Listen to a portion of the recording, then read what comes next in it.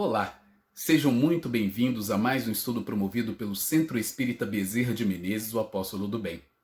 Se você ainda não é inscrito em nosso canal, inscreva-se.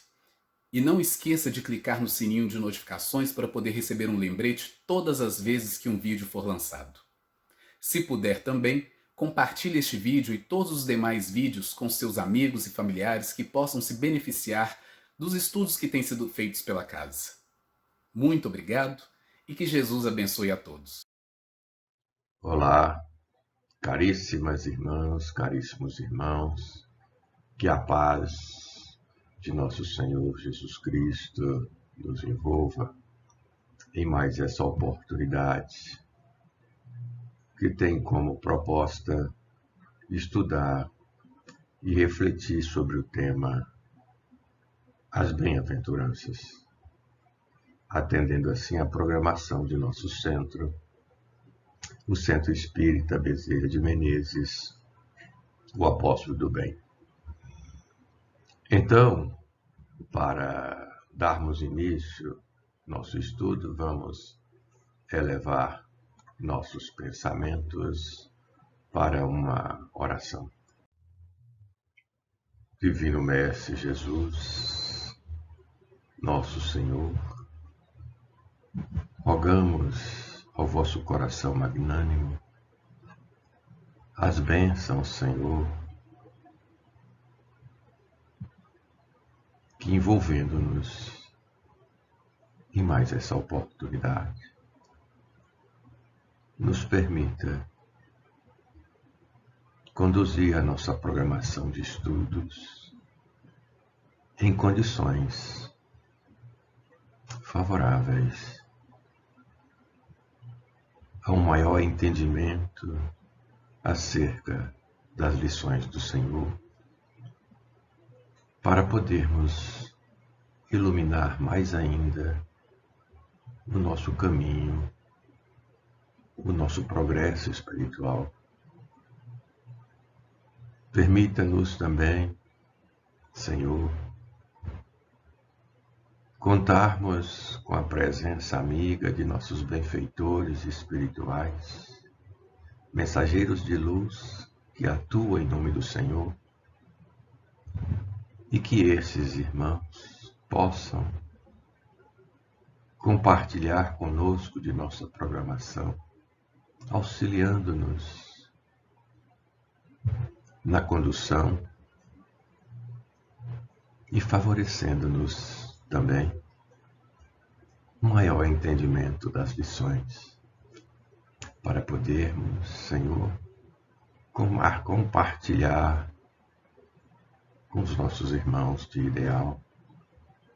Que a vossa paz, Mestre querido, permaneça sempre conosco. Assim seja. Muito bem, nós queremos iniciar nossa programação de estudo trazendo o seguinte questionamento: qual o propósito da vida? E como entender o ensinamento de nosso Senhor Jesus Cristo nesse contexto? Entender os ensinamentos de nosso Senhor de tal forma que possamos iluminar a nossa trajetória, o nosso caminho evolutivo. E a doutrina espírita tem nos ensinado que o nosso propósito é a perfeição. Nós reencarnamos para podermos alcançar a perfeição. E o elemento essencial desse processo para podermos alcançar a perfeição é o amor. É nos submetermos à lei de Deus. Mas então, como entender o amor na perspectiva dos ensinamentos do Senhor? E nós entendemos, então, que essa passagem que vamos compartilhar é uma passagem essencial para nós podermos refletir sobre isso. E faremos essas reflexões destacando em nossa fala aspectos do cotidiano, trazendo, sobretudo, o contexto da nossa vida de relação. A nossa vida de relação em vários segmentos da vida, sobretudo no contexto familiar. Para entender esses ensinamentos do Senhor, entender que a cada dia nós temos oportunidade para poder colocá-los em prática. Mas antes, vamos aqui compartilhar uma pergunta do Livro dos Espíritos. E Kardec formula a seguinte pergunta aos espíritos superiores, que é uma pergunta que pode nos ajudar nesse momento aqui da reflexão. E a pergunta é o seguinte: dos espíritos, uns terão sido criados bons e outros maus? É uma pergunta muito interessante. E mais ainda é a resposta que vai elucidar o nosso entendimento, né? Trazer luz ao nosso entendimento acerca dessa questão. Entender, sobretudo, a paternidade divina nessa perspectiva aí da criação. E os espíritos superiores respondem a Kardec: Deus criou todos os espíritos simples e ignorantes, isto é, sem saber. A cada um deu determinada missão, com o fim de esclarecê-los e de os fazer chegar progressivamente à perfeição, pelo conhecimento da verdade, para aproximá-los de si. Então, o texto aqui já deixa de forma bem evidente que todos nós temos uma missão, que é progressivamente alcançarmos a perfeição, nos aproximarmos de Deus, pelo conhecimento da verdade, a verdade espiritual. E a passagem que vamos compartilhar vai jorrar luz nesse entendimento, para entendermos como esse processo pode se dar de forma a agirmos em consonância com as leis de Deus. Então, a sequência aqui da resposta que os espíritos superiores deram ao Kardec é o seguinte: nesta perfeição é que eles encontram a pura e eterna felicidade. Passando pelas provas que Deus lhes impõe, é que os espíritos adquirem aquele conhecimento. Uns aceitam, submissos, essas provas e chegam mais depressa à meta que lhes foi assinada. Outros só a suportam murmurando e, pela falta que desse modo incorrem, permanecem afastados da perfeição e da prometida felicidade. Ora, a resposta dos espíritos superiores aqui é muito interessante. A felicidade é uma resultante da nossa ação nesse sentido de buscarmos a perfeição, irmos ao encontro de Deus, adquirindo conhecimento intelectual, conhecimento moral, para podermos, então, adquirir o conhecimento da verdade. E os espíritos destacam aqui que aqueles que se submetem às leis de Deus, e nós estamos falando aqui as leis soberanas da vida, e nós podemos destacar o amor, não é? Eles chegam mais depressa à meta.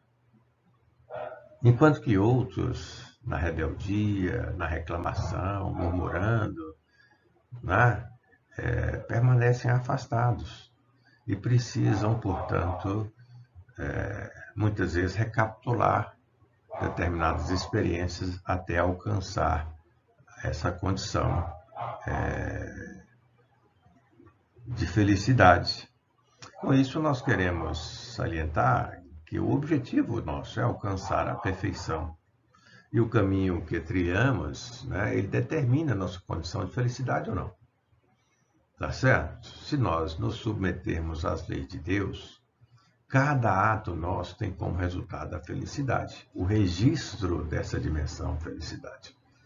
Por outro lado, a transgressão dessas leis nos traz infelicidade, sabores, descontentamento, enfim.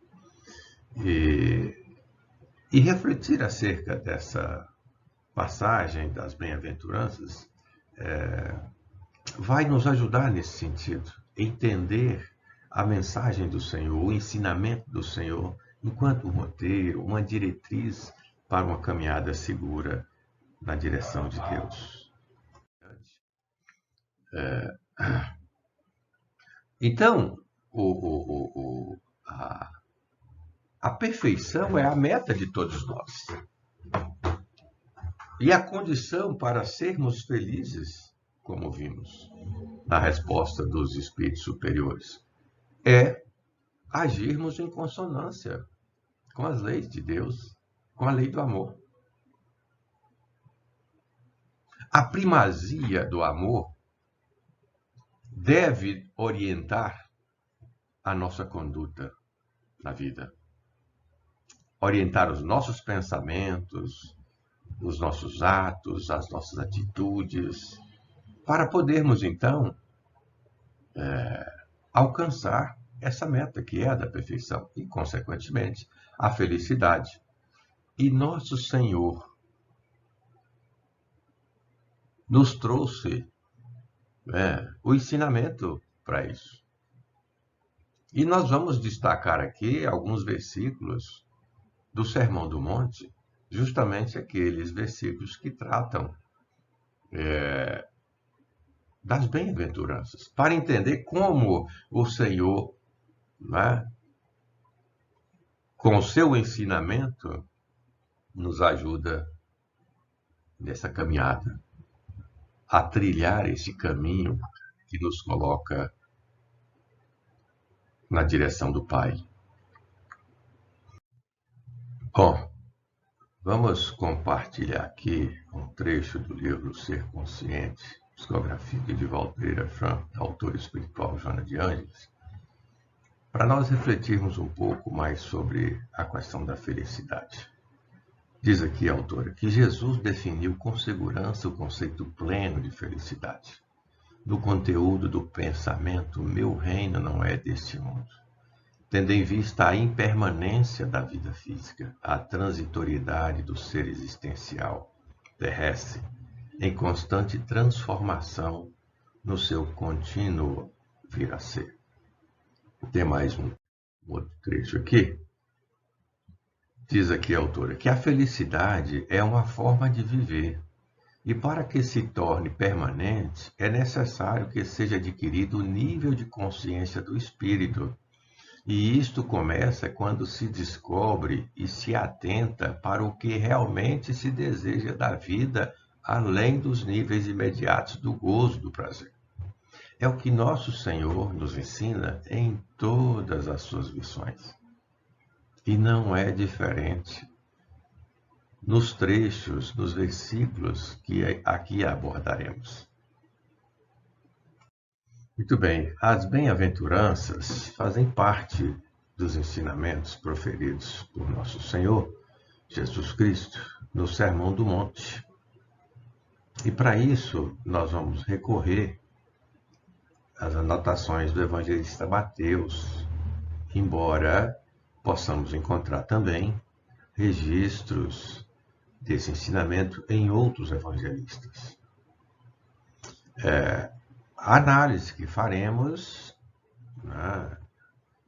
toma como base o que nos ensina a doutrina espírita. Tirar o espírito da letra. Portanto, não deve ser literal, e sim buscar o sentido espiritual dos termos contidos em cada versículo. Esse é o propósito.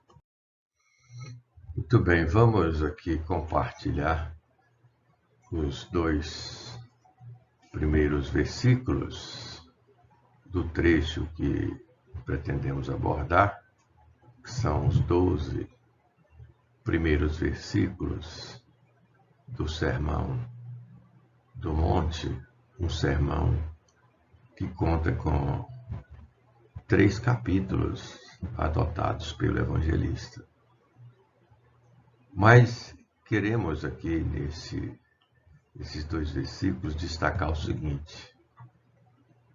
Temos um texto. E Jesus, vendo a multidão, subiu ao monte, e assentando-se, aproximaram-se dele os seus discípulos. E abrindo a sua boca, os ensinava, dizendo.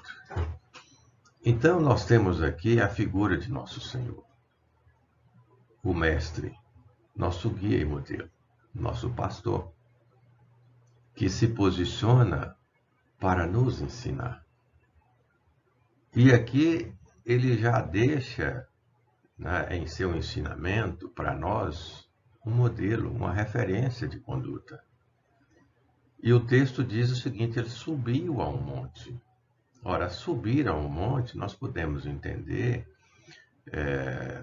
nessa a movimentação do Senhor, ele está deixando para nós uma mensagem de ensinamento, que é de estado de elevação, de capacitação e autoridade para ensinar.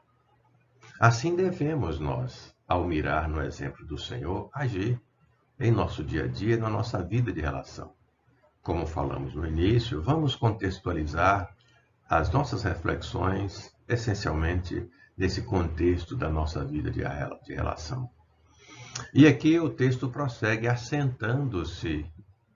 Olha só, outro ensinamento que é interessante para nós, em nosso dia a dia, em nosso cotidiano, na nossa vida de relação, no contexto familiar, no segmento do trabalho, da escola, enfim.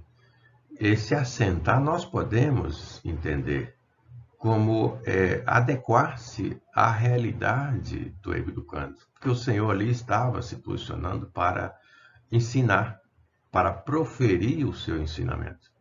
Então, adequar-se à realidade do educando, estabelecendo, né, o campo de sintonia, as condições de sintonia favoráveis para promover o aprendizado. Assim devemos nós também agir. Vejam bem, um pai ou uma mãe que se posiciona no dia a dia para orientar o filho, é preciso essa postura, esse estado de elevação, autoridade, e assentar, criar uma condição de acordo com a faixa psicológica do filho. Não é? Outro trecho que eu acho que é interessante a gente destacar, aproximaram-se, é aproveitar as circunstâncias da vida para aprender. Aqui, todos nós buscarmos as circunstâncias, aproveitarmos essas circunstâncias e nos submetermos de forma integral para buscarmos o aprendizado. E o dia a dia promove para nós essas condições e precisamos aproveitá-las. Precisamos aprender a fazer a leitura das circunstâncias e entender que através dessas circunstâncias nós temos aí um campo de aprendizado muito grande. E aí o Senhor, abrindo a boca, ensinava. Não é? Nós estamos falando aqui da mensagem proferida pelo Senhor. Nós também podemos e devemos utilizar esse órgão para podermos ensinar, proferir palavras elevadas, de cunho elevado. Assim como nosso Senhor nos ensina com essa mensagem aqui, nesses 2 versículos, e o que vai desdobrar na sequência do ensinamento. Não é? entender que a fala é um dos mais importantes instrumentos de comunicação educativa de que dispomos. Imagine a relação de pais e filhos, né? O casal interagindo com os filhos. Como a fala pode favorecer no contexto do ambiente de trabalho, do labor, a relação entre colegas, entre subordinados e superiores, superiores e subordinados, como a fala exerce uma função importante nesse momento. Porque tomando como base o ensinamento do Senhor, Ele vai nos ensinar. Ele vai para nós trazer um ensinamento que ilumina todo o nosso caminho. Porque nos ensina e nos dá um roteiro para a construção das virtudes. Para podermos construir as virtudes que nos colocam em condições para alcançarmos a perfeição. Com a fala, nós podemos denegrir, caluniar, ironizar, amaldiçoar, não é isso? Nós precisamos ficar atentos. Porém, aí é uma outra conotação que nós estamos dando à fala. Denegrir. A fala sendo utilizada num contexto negativo. Mas com a fala nós podemos ensinar, educar, abençoar, enfim, a escolha é nossa. Nesse momento, no Sermão do Monte, no início da fala de Nosso Senhor, nós vamos então encontrar esse ensinamento da fala nessa perspectiva, para ensinar, para educar. Palavras proferidas pelo nosso Senhor, por nosso Senhor Jesus Cristo. E Vinícius, eu queria só compartilhar aqui um trecho, no livro Em Torno do Mestre, ele vai dizer o seguinte, está na segunda parte, abre aspas aqui, né? Que a palavra ilumina, convence, edifica e converte. Ela penetra o recesso das consciências, sonda o abismo dos corações. Não há poder que a detenha, não há força que a neutralize, basta que seja a expressão da verdade. Veja bem, né, o poder que nós temos em mãos para podermos conduzir a nossa vida no dia a dia para alcançarmos a perfeição. Muito bem.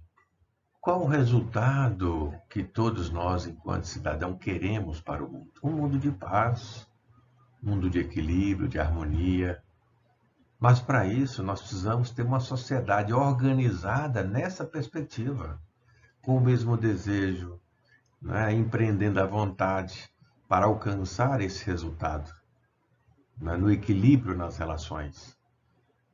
Por outro lado, nós entendemos que a instituição família ela pode contribuir significativamente nesse sentido. Então, nós precisamos organizar a família de forma a trabalhar, a se organizar para alcançar esses resultados. E aí, nós precisamos, então, da escolha, do desejo, da vontade de cada um. E Jesus, nosso Senhor, com as bem-aventuranças, nos dá um ensinamento profundo acerca das virtudes necessárias para alcançarmos a perfeição e alcançarmos esse mundo que queremos, de paz, de harmonia, enfim. Vivermos momentos efetivos de felicidade, que essa é a felicidade do Espírito. E o versículo 3 do capítulo 5, nosso Senhor então vai dizer: bem-aventurados os pobres de espírito, porque deles é o reino dos céus. Qual ensinamento podemos extrair daqui? Queríamos destacar que o termo bem-aventurados, não só aqui, mas que citaremos na sequência,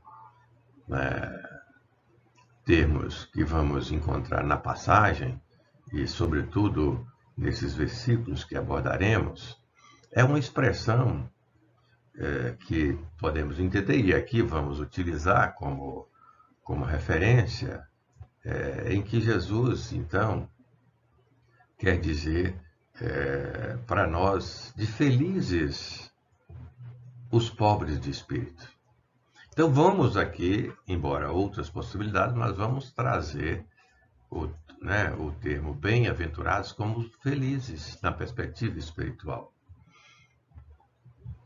E o reino dos céus, nós vamos tomar aqui como referência, como sendo um estado da alma, estado de paz, de harmonia, de equilíbrio íntimo, tá? E entender que pobres de espírito é a humildade, aqueles que são humildes. Porque a humildade, ela é determinante para todos nós nos processos da vida. A nossa perfeição, ela demanda de todos nós o desenvolvimento dessa virtude, da humildade. A humildade é condição determinante para o aprendizado. Qualquer um de nós. Entendemos que é uma excelência das virtudes. Não só aprendizado. Imagine só uma vida a dois de um casal. Como a humildade é determinante para que se estabeleça as condições de harmonia e equilíbrio na vida a dois. Para compreender o próximo, entender os semelhantes. Então, o Senhor abre aqui o seu ensinamento destacando essa virtude, que é da humildade. E o Kardec, no livro O Evangelho segundo o Espiritismo, no capítulo 7, item 2, ele vai dizer o seguinte, que por pobres de espírito, Jesus não entende os baldos de inteligência, mas os humildes, tanto que diz ser para estes o reino dos céus, e não para os orgulhosos.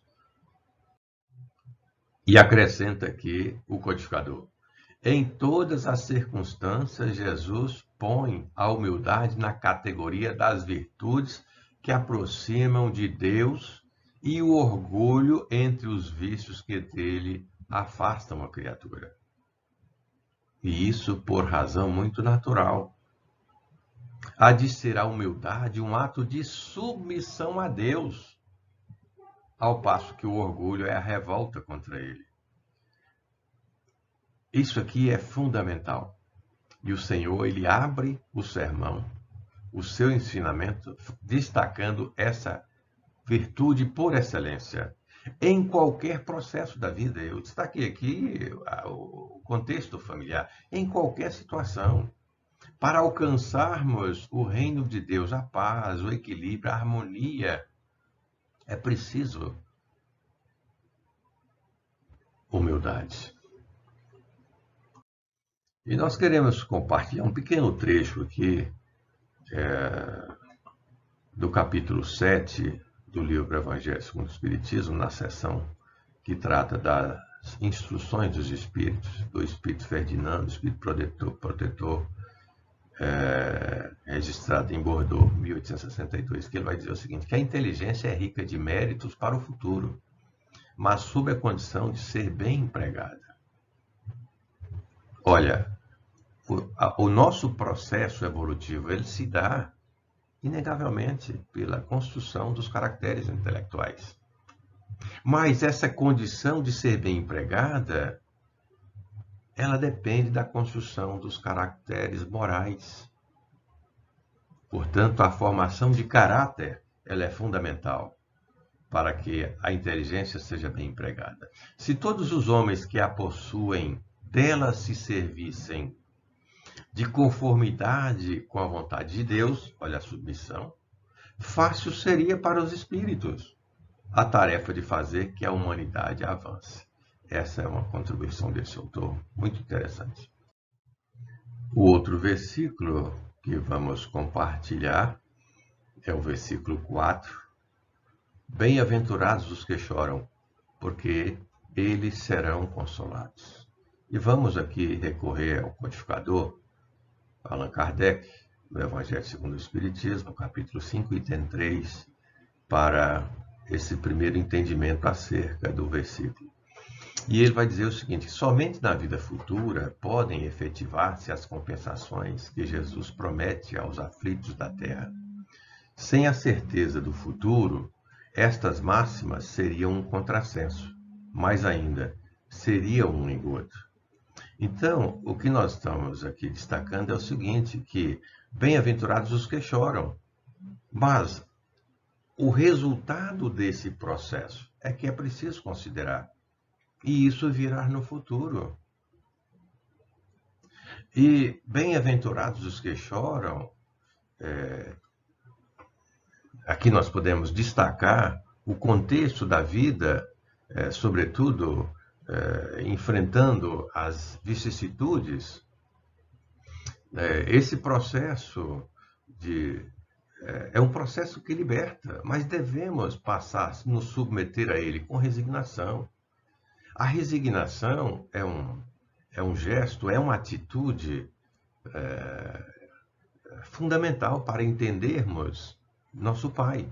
E a submissão incondicional a Ele nos leva, então, a essa postura resignada, aceitar as condições impostas pela lei. Porque se hoje nós estamos colhendo o que plantamos, e pode ser que a colheita não seja boa, mas nós podemos plantar hoje para colher amanhã o que queremos. Se hoje nós não estamos em condições para podermos contemplar a felicidade, porque nos equivocamos e hoje precisamos reparar os nossos equívocos, mas hoje nós podemos rever isso. Então, bem-aventurados os que choram, precisamos entender nesse sentido, de nos submeter às condições que a vida nos coloca e de forma resignada, porque vamos ser consolados. Esse consolo é a libertação espiritual.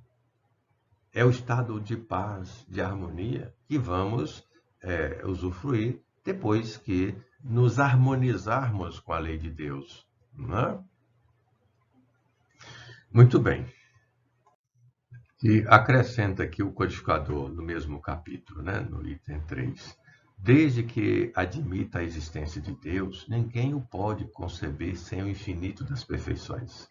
Ele necessariamente tem todo o poder, toda a justiça, toda a bondade, sem o que não seria Deus. Se é soberanamente bom e justo, não pode agir caprichosamente nem com parcialidade. Logo, as vicissitudes da vida derivam de uma causa. E, pois que Deus é justo, justa há de ser esta causa. Esse entendimento nos leva a entender que a resignação é a atitude que demonstra um nível de consciência acerca da paternidade divina de Deus, do entendimento de Deus. Essa atitude, portanto, ela toma o sofrimento, a dor, não como uma punição, não, mas como a bênção que promove oportunidades de crescimento, a dor em qualquer contexto que ela se apresenta. O Leon Denis, no livro O Problema do Ser e do Destino da Dor, traz uma contribuição muito interessante que queremos compartilhar. Ele vai dizer o seguinte, que o objetivo da evolução, a razão de ser da vida não é a felicidade terrestre, como muitos acreditam erroneamente, mas o aperfeiçoamento de cada um de nós. E esse aperfeiçoamento devemos realizá-lo por meio do trabalho, do esforço, de todas as alternativas da alegria e da dor, até que estejamos inteiramente desenvolvidos e elevados ao estado celeste. Em outro trecho aqui do livro também, que eu não vou citar, mas só abrir aspas aqui para ele, vai dizer o seguinte, que fundamentalmente considerada, a dor é uma lei de equilíbrio e educação. Não é? Equilíbrio, por quê? Porque conduz o homem a reparar infrações perante a lei de Deus, reparar equívocos. E educação, porque nos adverte, orienta acerca do verdadeiro sentido da vida, qual o direcionamento efetivo que devemos dar à nossa vida. O versículo 5 das bem-aventuranças que queremos apresentar neste momento é esse: bem-aventurados os mansos, porque eles herdarão a terra. E em Kardec, nós vamos encontrar no Evangelho segundo o Espiritismo o seguinte apontamento do codificador, que ele vai dizer o seguinte, que por estas máximas, Jesus faz da brandura, da moderação, da mansuetude, da afabilidade e da paciência uma lei. Condena, por conseguinte, a violência, a cólera e até toda expressão descortês de que alguém possa usar para com seus semelhantes. E aqui é preciso entender que os mansos são aqueles que têm um coração aberto para as verdades espirituais. São todos aqueles, todos nós, que atendemos aos chamados do Senhor para a mansuetude, para a gentileza, para o trabalho incessante no bem. Vamos acompanhar aqui ainda com o codificador o seguinte. Ele vai dizer que quando a humanidade se submeter à lei de amor e de caridade, deixará de haver egoísmo. O fraco e o pacífico já não serão explorados nem esmagados pelo forte e pelo violento. O versículo, portanto, ele destaca a virtude da mansuetude, ou seja, da brandura, atitude que devemos desenvolver no contexto de nossas vidas. Ser pacífico, resistir ao mal, fazer o bem. E aí vamos herdar que mundo, que planeta, que vai refletir plenamente essas condições. É disso que o Senhor está dizendo. Mas hoje nós já podemos implementar isso em nossa vida. Por exemplo, bem-aventurados os mansos, porque poderão contemplar um ambiente familiar, agradável, harmonioso. Mas precisamos, então, desenvolver as condições para podermos alcançar essas virtudes da mansuetude, da brandura. Todos nós podemos e devemos nos esforçar nesse sentido. Ora, nós viveremos aqui no planeta um mundo regenerado, em que a predominância será a prática do bem. A predominância. Hoje não, nós temos um inverso aí. O mal ainda tem prevalecido. A mensagem de nosso Senhor prevalecerá nos corações como diretriz para a humanidade, embora um processo de regeneração ainda. Esse é o futuro, mas nós podemos e devemos já plantar isso hoje. Isso está... esse é um desafio, melhor dizer, para cada um. Promover a sua vida no sentido de alcançar essas metas, esses objetivos, E aqui nosso Senhor nos convida à mansuetude. O outro versículo que queremos apresentar na sequência: bem-aventurados os que têm fome e sede de justiça, porque eles serão fartos.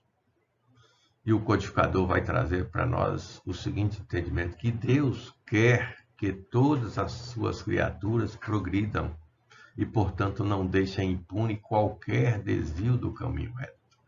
Não há falta alguma, por mais leve que seja, nenhuma infração da sua lei que não acarrete forçosos e inevitáveis consequências, mais ou menos deploráveis. A vida é orientada por leis, as leis soberanas, e que nos alcançam a todos, sem exceção. E felizes aqueles que têm fome e sede de justiça, porque sabem e têm consciência acerca da aplicação dessas leis de Deus. Entende a justiça divina para entender esses ensinamentos do Senhor. Por isso, felizes. Porque eles serão fartos,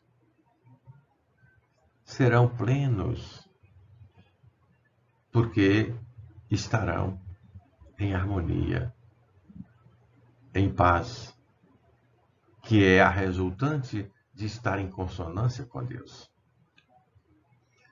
Quando não nos submetemos às leis soberanas, a lei de causa e efeito nos impõe as angústias, não é? As dores, os sofrimentos. Com isso, podemos entender que os que têm fome de justiça reencarnam como devedores da lei de Deus. E, equivocados nas suas experiências passadas, renascem oprimidos, cansados, famintos e sedentos da justiça divina. Sedentos da justiça divina, a fim de que possam reajustar sua caminhada evolutiva. É entender, como falamos há pouco, a dor na sua perspectiva de advertência. A dor que educa, como destacou o Leon Denis no trecho que compartilhamos. Não é? E Kardec ainda no capítulo 5, no item 5, ele vai dizer o seguinte, que daí se segue que nas pequenas coisas, como nas grandes, o homem é sempre punido por aquilo em que pecou. Os sofrimentos que decorrem do pecado são-lhe uma advertência de que procedeu mal. Dão-lhe experiência, fazem-lhe sentir a diferença existente entre o bem e o mal e a necessidade de se melhorar para, de futuro, evitar o que lhe originou uma fonte de amarguras. Esse é o nível de consciência que devemos ter acerca das leis de Deus para entender o ensinamento do Senhor. Bem-aventurados os que têm fome e sede de justiça, para construir virtudes. Nós devemos trabalhar nesse sentido, orientar a nossa vida, né, na construção de atitudes virtuosas, atitudes que reflitam essa consonância, essa submissão às leis de Deus. Tá? Concluindo esse versículo, portanto, os que têm fome e sede de justiça, Jesus, nosso Senhor, ele salienta a aplicação da lei de progresso e de purificação do espírito, todas as leis integradas, sobretudo a lei de causa e efeito, que orienta nesse sentido, para não desviarmos a rota. Porque se desviarmos, nós vamos encontrar a lei que vai nos promover, né, a reflexão, para entendermos que estamos no caminho equivocado, para voltarmos, porque o nosso sentido é ir ao encontro de Deus, nosso Pai. E isso nós vamos fazer agindo em consonância com Ele, fazendo o bem amar incondicionalmente. Vamos adiante aqui. O outro versículo que queremos compartilhar é esse: bem-aventurados os misericordiosos, porque eles alcançarão misericórdia. Não é? E com Kardec nós vamos encontrar o seguinte ensinamento no Evangelho segundo o Espiritismo, que a misericórdia é o complemento da brandura, porquanto aquele que não for misericordioso não poderá ser brando e pacífico. Ela consiste no esquecimento e no perdão das ofensas. E queríamos só destacar aqui que no Livro dos Espíritos, na questão 886, quando os espíritos superiores são perguntados por Kardec acerca da caridade, como a entendia Jesus, eles vão dizer o seguinte, que caridade é benevolência para com todos, indulgência para com a imperfeição do próximo e perdão das ofensas. Então, nesse sentido, bem-aventurados os misericordiosos, porque eles alcançarão misericórdia, sabe? A vida vai nos oferecer aquilo que oferecemos para ela. E o Kardec ainda, né, no capítulo 10, aqui vai dizer o seguinte, que o ódio e o rancor denotam uma alma sem elevação, sem grandeza. O esquecimento das ofensas é próprio da alma elevada, que paira acima dos golpes que lhe possam desferir. É o estado em que a compaixão prevalece, enquanto atitude perante o próximo. Então, a misericórdia ela é determinante nesse elenco de virtudes que estamos aqui trabalhando com esses ensinamentos de Nosso Senhor.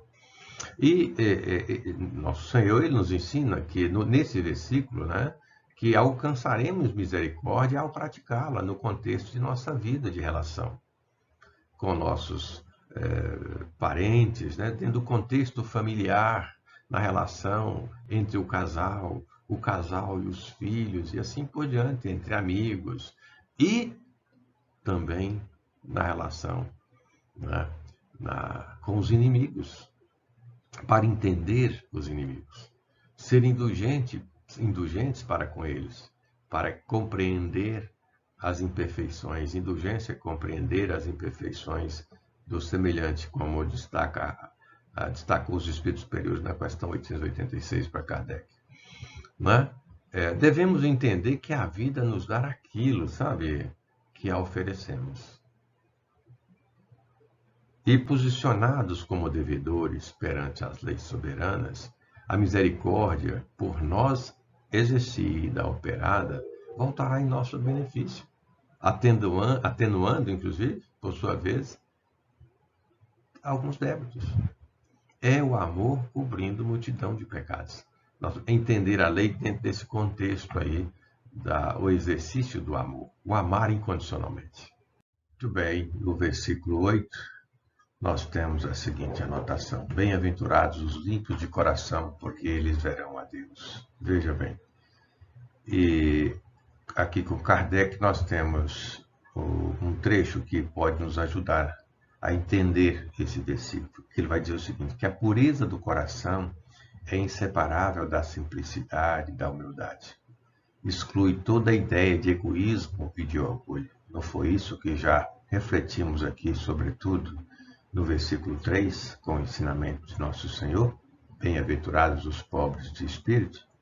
Então, esse estágio em que o Espírito apresenta, é uma atitude totalmente coerente com as leis de Deus. Um estado em que o coração se apresenta com essa condição. Ele consegue identificar o Pai enquanto Criador em toda a sua obra, sobretudo a partir da perspectiva do próximo, né? Agindo com benevolência, né? Com indulgência e com perdão das ofensas. Enfim, os limpos de coração já conseguiram superar imperfeições morais. A perfeição é o objetivo essencial de todos nós. E esse estado, limpos de coração, são aqueles que já estão plenamente conscientes acerca da necessidade de progresso, de crescimento espiritual, estão em consonância com o Pai, com Deus. O outro versículo, bem-aventurados os pacificadores, porque eles serão chamados filhos de Deus. E o Rodolfo Caligares, no Sermão do Monte, ele vai dizer o seguinte, que Jesus Cristo é o príncipe da paz. A paz vos deixo, a minha paz vos dou, disse ele, pouco antes da sua morte. Não vou-la dou como o mundo dá, isto é, sob a forma de armistício frágil e incerto, cuja estabilidade pode romper-se a qualquer momento, mas sim em caráter firme e absoluto. Jesus é a nossa referência, o nosso exemplo de pacificador, porque já alcançou todas as virtudes que o coloca nessa condição de pacificador. Promover, portanto, a paz. Está na vanguarda no sentido de criar condições. Ele é nosso guia e nosso modelo. É o nosso pastor. É o governador espiritual do planeta. E é nesse sentido que ele se coloca como pacificador, ensinando-nos essa trajetória. Ora, recorrendo aos ensinamentos de nosso Senhor, nós podemos e devemos desenvolver isso ao longo da nossa jornada, aproveitando as circunstâncias, os testemunhos, no contexto da nossa vida de relação, para podermos não só sermos brandos, pacíficos, mansos, mas também criarmos condições favoráveis nesse sentido de pacificar. Certo? Temos aqui um trecho do Irmão X no livro Relicário de Luz, que traz uma reflexão interessante acerca desse versículo. Ele diz o seguinte: bem-aventurados os pacificadores que toleram sem mágoa os pequenos sacrifícios de cada dia, em favor da felicidade de todos, que nunca atiçam o incêndio da discórdia com a lenha da injúria ou da rebelião, porque serão considerados filhos obedientes de Deus. Assim, meus irmãos, minhas irmãs, nós podemos entender que a atitude do Espírito que traduz incondicionalmente as leis de Deus no contexto de suas atuações é o pacificador. Ele age em consonância com o Pai. Porque o pacificador é aquele que, além de ser pacífico, de ser brando, de ser manso, ele trabalha, ele age, ele é proativo em favor da paz. Essa proatividade, essa atividade intensa na construção da paz é a posição do pacificador, que devemos mirar no exemplo de nosso Senhor Jesus Cristo. O versículo 10, bem-aventurados os que sofrem perseguição por causa da justiça, porque deles é o reino dos céus. Olha, o estado de harmonia e paz interior é o reino dos céus, como destacamos lá no início. E essa condição íntima, nós vamos alcançar a partir de uma consciência plena acerca da justiça divina.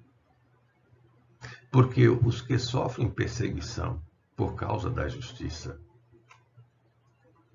ao entender os desígnios de Deus e agir de forma resignada para construir e pavimentar o caminho da redenção,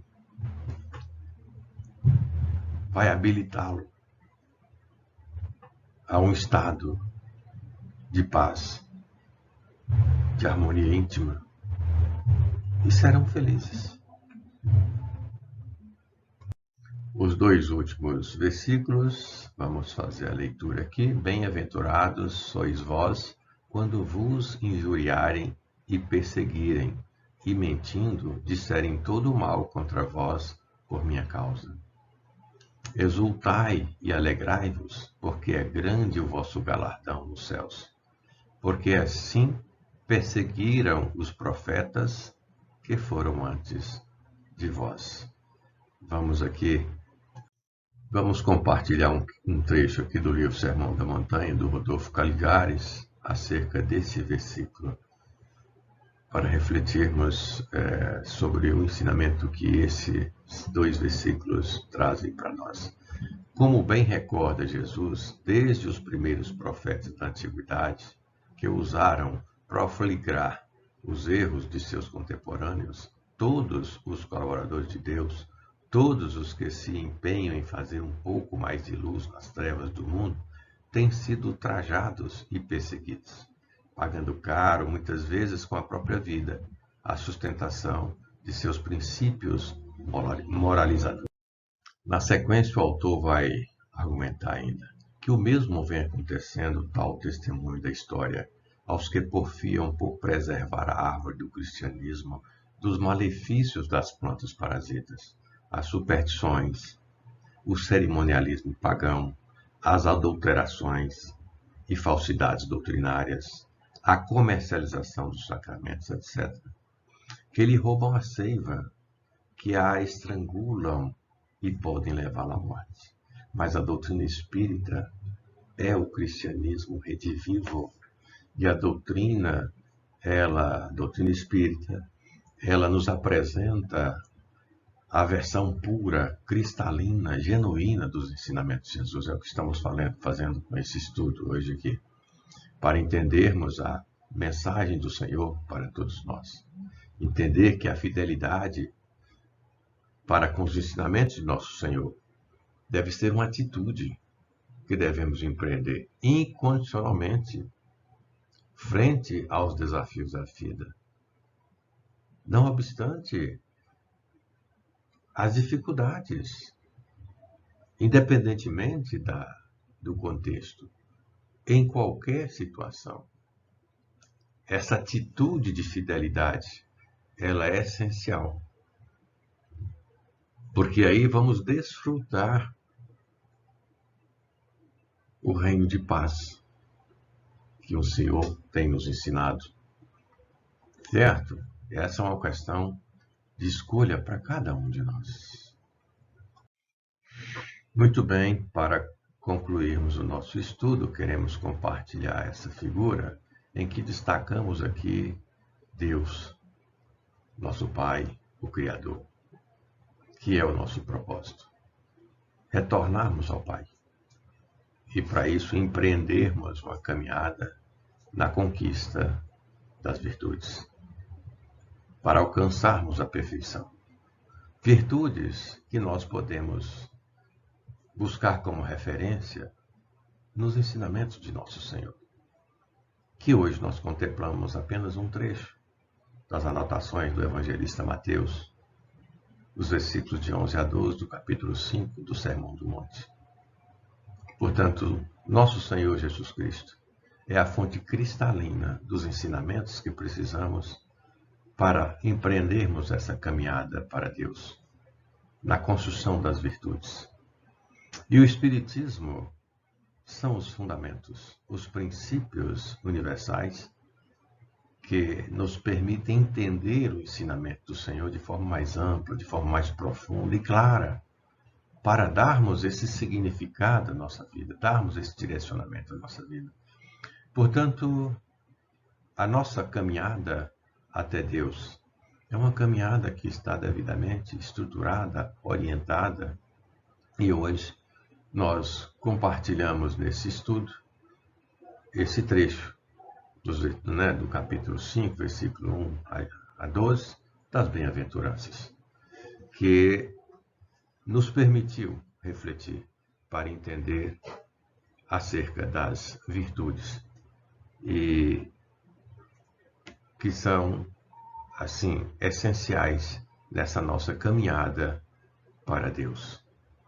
Com isso, nós encerramos o nosso estudo desejando que a paz de nosso Senhor Jesus Cristo, nosso guia e modelo, continue envolvendo a todas e todos, oportunidades que eu agradecemos, Senhor, pelo amparo, pelas bênçãos que nos envolveram em mais essa oportunidade, para podermos estudar e refletir acerca dos ensinamentos do Senhor. E que a vossa paz permaneça sempre conosco, assim seja.